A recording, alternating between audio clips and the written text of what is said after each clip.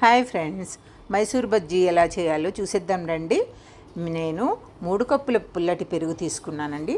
అందులో కొద్దిగా వంట సోడా వేసుకోవాలి.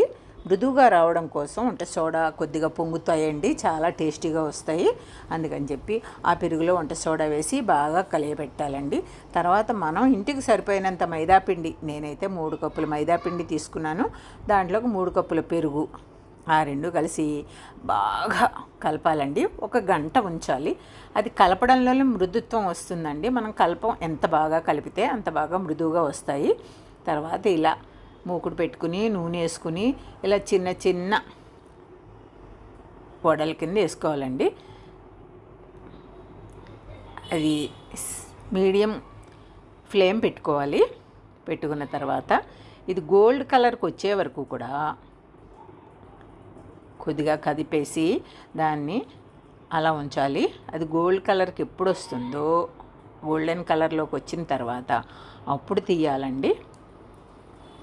లోపల చక్కగా గుల్లగుల్లగా ఉంటుంది, పైకి కరకరలాడుతూ వస్తాయి.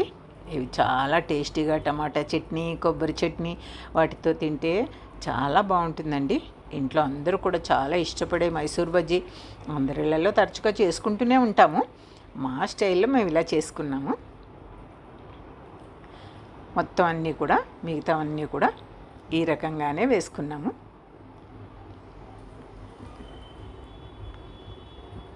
ఇవి వేడిగానే బాగుంటాయి. చల్లారిందో మైదాపిండి కదండి, అంత బాగుండవు. పైగా మైదాపిండి తరచుగా కూడా తినకూడదు, ఎప్పుడైనా చేసుకుంటాం. ఇది నెలకి ఒకసారి అలా చేస్తాము.